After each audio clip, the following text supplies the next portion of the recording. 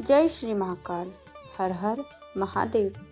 भोले शंकर के चरणों में हमारा कोटि कोटि नमन। भक्तों, जब सावन की घटाएं गहर आती है, जब हर दिशा में हर हर महादेव की गूंज सुनाई देती है, जब चंदन से सजी शिव मूर्तियाँ और भक्ति से भरे मन मिलते हैं, तब उज्जैन की पवित्र धरती पर एक चमत्कारी दृश्य घटित होता है। महाकाल की सवारी नगर में निकलती है और एक स्थान पर आकर रुक जाती है। वह स्थान है गोपाल मंदिर, जहाँ हरि और हर का मिलन होता है, जहाँ शिव और श्री कृष्ण एक साथ आरती में खड़े होते हैं, जहाँ भक्त केवल दर्शन नहीं करते, स्वयं ईश्वर को साथ चलते हुए देखते हैं। आज की इस पावन कथा में हम जानेंगे महाकाल की सवारी क्यों निकलती है, गोपाल मंदिर पर रुककर महाकाल की सवारी क्यों ठहर जाती है, क्या है इसका रहस्य। तो भक्तों, आज मैं आपको हरिहर के मिलन का आध्यात्मिक और ऐतिहासिक महत्व बताने जा रही हूँ, और मैं आपको श्री महाकालेश्वर भगवान जी की सवारी से जुड़े हर रहस्य, हर जानकारी और कथा सुनाने जा रही हूँ। तो इस वीडियो के अंत तक ज़रूर रुकिएगा और सारी जानकारियों को ज़रूर आप सुनकर जाइएगा। और यदि आपको जानकारी अच्छी लगती है तो सावन चल रहा है, कमेंट बॉक्स में जाकर प्यार से लिखिएगा जय श्री महाकाल, जय श्री हरि और हर हर महादेव। देखिए, सबसे पहले तो सावन मास में हर सोमवार को उज्जैन की धरती पर श्री महाकालेश्वर भगवान जी की सवारी निकलती है। यह कोई आम शोभा यात्रा नहीं, यह समय को चीरते हुए चलने वाली शिव शक्ति की यात्रा है। महाकाल केवल उज्जैन में दक्षिण मुखी ज्योतिर्लिंग, यहाँ मृत्यु भी आदेश लेकर आती है, क्योंकि महाकाल स्वयं कालों के भी काल है। इस सवारी में भगवान चंद्रमौलेश्वर शिव पालकी में विराजते हैं, उनके साथ रहते हैं वीरभद्र, श्री गणेश, माता अवंतिका और नंदी बैल, जिसमें पालकी नगर भ्रमण करती है ताकि हर गली, हर द्वार, हर अंतःकरण पवित्र हो जाए। मान्यता है कि सवारी के दौरान अगर किसी ने सच्चे मन से महाकाल को नमन किया तो उसके पाप कटते हैं और उसके जीवन से भय मिट जाता है और उसकी हर मनोकामना पूर्ण होती है और उसके हर दुख दर्द दूर हो जाते हैं। तो यदि आप कभी भी जीवन में महाकालेश्वर की सवारी देखने जाते हैं तो सच्चे दिल से महाकालेश्वर जी को नमन करके अपने मन की बात जरूर कहें और भगवान शिव जी को धन्यवाद दें कि उन्होंने आपको जीवन दिया है और इस जीवन में आपको मनुष्य बनाया है और उनके दर्शन प्राप्त करने योग्य आपको बनाया है, इस काबिल बनाया है कि आज आप श्री महाकालेश्वर भगवान के दर्शन कर पा रहे हैं। जब वह नगर भ्रमण पर निकले हैं और उसके साथ वे अपने प्रभु श्री हरि से मिलने के लिए भी निकले हैं, आप उस समय उनके दर्शन कर पा रहे हैं। तो एक बार अपनी आंखें बंद करके श्री महाकालेश्वर भगवान को धन्यवाद जरूर दीजिएगा। अब चलिए मैं आपको बताती हूँ कि महाकालेश्वर भगवान की सवारी गोपाल मंदिर पर क्यों रुकती है। तो भक्तों, यह सवारी उज्जैन की गलियों से होती हुई जब गोपाल मंदिर पहुँचती है तो वहाँ कुछ अनोखा होता है। शिव और श्री कृष्ण का मिलन होता है। इसे हरि और हर का मिलन और हरि और हर का संगम भी कहा जाता है, क्योंकि हमारे महाकालेश्वर को हम हर के नाम से और हमारे कृष्ण जी को हरि के नाम से जानते हैं। सबसे पहले श्री कृष्ण जी की आरती की जाती है, फिर श्री महाकालेश्वर जी की आरती। और ऐसा क्यों किया जाता है? क्योंकि यह मान्यता है कि ब्रह्मांड की सृष्टि के लिए पहले पालन चाहिए, फिर संहार और पालन करता है श्री हरि, इसलिए उनका स्वागत पहले किया जाता है। और यहाँ पर रुकना महाकाल का झुकना नहीं, यह शिव का अपने प्रिय गोपाल को आशीर्वाद देना है, उनसे मिलन करना है, उनका आशीर्वाद लेना है।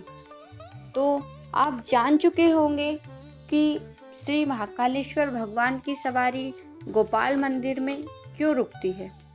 अब मैं आपको बताती हूँ कि हरिहर मिलन का आध्यात्मिक अर्थ क्या है। तो चलिए भक्तों, मैं आपको आध्यात्मिक अर्थ बताती हूँ। हरि और हर दो नाम पर एक ही शक्ति है। हरि यानी विष्णु श्री कृष्ण पालन करता, हर शिव संहार करता। जहाँ हरि है वहाँ प्रेम है, जहाँ हर है वहाँ त्याग है। और जब ये दोनों मिलते हैं तो जीवन में संतुलन आता है। हरिहर मिलन यही सिखाता है, जीवन में न तो केवल मीठा चाहिए और न ही केवल कठोरता। जीवन में समरसता की जरूरत होती है और आप लोगों को यही सीखने को मिलता है जब हरि और हर का मिलन होता है कि जीवन में ना कठोर बनिए ना मीठे बनिए। आप जीवन में सिर्फ समरसता रखिए, समानता रखिए। और भक्तों, जो उज्जैन में हर सावन में जो साक्षात रूप से होता है, वही अध्यात्म के स्तर पर हमारे भीतर भी हो सकता है। अब चलिए मैं आपको बताती हूँ कि हमें इस परंपरा से क्या सीख मिलती है। तो भक्तों, आज हम सब संघर्ष में हैं। कोई घर को लेकर परेशान है, कोई रिश्तों से टूटा है, कोई भविष्य से डरा हुआ है। पर अगर हम हरि की तरह धैर्य और माधुर्य रखें और हर की तरह साहस और वैराग्य रखें तो कोई भी समस्या हमारे सामने टिक नहीं सकती। हरिहर मिलन यही कहता है, भक्ति तब पूर्ण होती है जब आप अंदर से संतुलित होते हैं। सावन की सवारी केवल परंपरा नहीं है, यह आत्मिक जागरण की यात्रा है। तो भक्तों, आपको इस परंपरा का मतलब भी समझ में आ गया होगा और हमें क्या सीख मिलती है यह भी समझ आ गया होगा।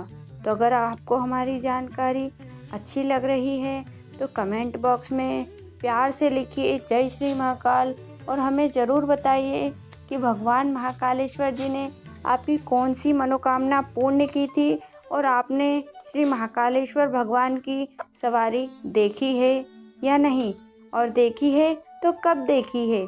हमें यह जानकर बहुत अच्छा लगेगा और हम आपको इसी तरह की कथा, ज्ञान और भगवान से जुड़ी कहानियाँ सुनाते रहेंगे और आप तक पहुँचाते रहेंगे। तो अब आगे बढ़ते हैं और मैं आपको अब ये बताऊंगी कि उज्जैन की इस सवारी में श्री कृष्ण और शिव दोनों की भूमि क्या होती है। उज्जैन जहाँ एक ओर महाकाल विराजते हैं, वहीं दूसरी ओर यह श्री कृष्ण के जीवन से भी जुड़ा है। यहाँ श्री कृष्ण जी ने शिक्षा प्राप्त की थी महर्षि शांदीपनि जी के आश्रम में। यही श्री कृष्ण जी ने अपने गुरु का ऋण चुकाने के लिए मृत पुत्र को यमलोक से वापस लाया था और उज्जैन की भूमि पर ही श्री कृष्ण ने शिव को अर्पित किया था। काल भैरव अष्टक यानी हर और हरि दोनों की ऊर्जा गूंजती है।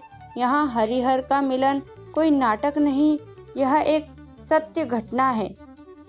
हर सोमवार जब महाकाल की पालकी गोपाल मंदिर पर रुकती है तब वह हमें यह संदेश देती है, रुकना कमजोरी नहीं है, अगर वह झुकाव प्रेम के लिए हो। शिव जो संहार करते हैं, श्री कृष्ण के दर पर रुककर यह सिखाते हैं, जहाँ प्रेम है वहाँ मैं रुक सकता हूँ।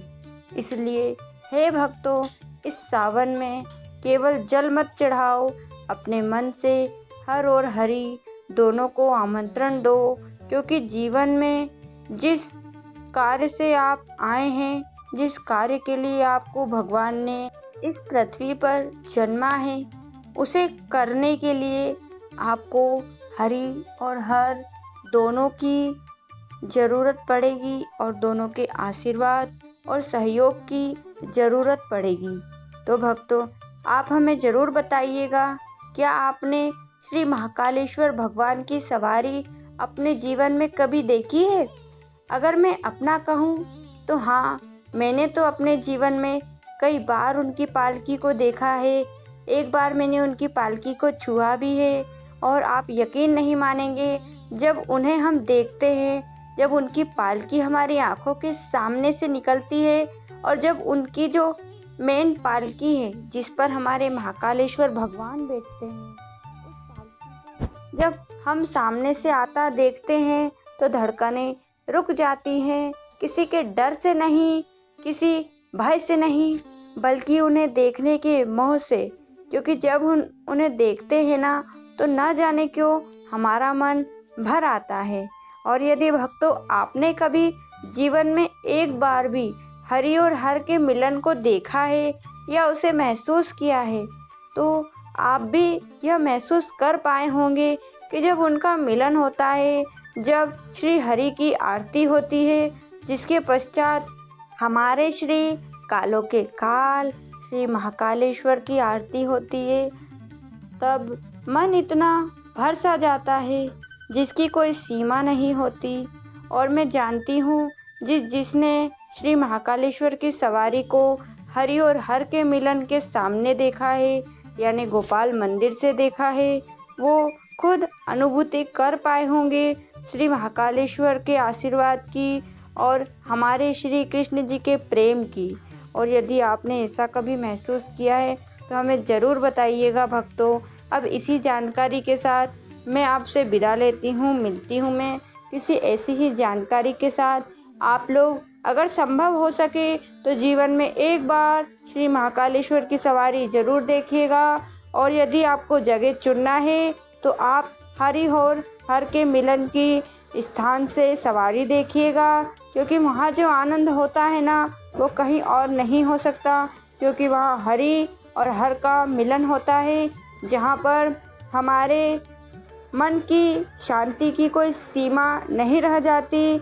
मानो जैसे सारे संसार का सुख हमें मिल गया हो। जिस वक्त हम हरि और हर के मिलन को देखते हैं, ना तो मन में कोई चिंता का भाव होता है, ना कोई डर होता है, ना खुशी होती है, ना गम होता है। बस मन करता है कि हमारे हरि और हर को हम ऐसे ही देखते रहें और ऐसे ही उनके दर्शन पाते रहें। और वो पल वहीं ठहर सा जाता है, हम उस लम्हे में खो से जाना चाहते हैं।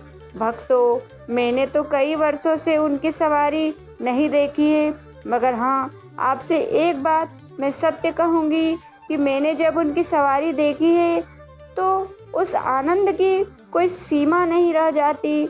और अब मन करता है कि मैं उनकी पालकी एक बार ज़रूर देखूं और उनके हरि और हर वाले मिलन के स्थान से ही देखूं।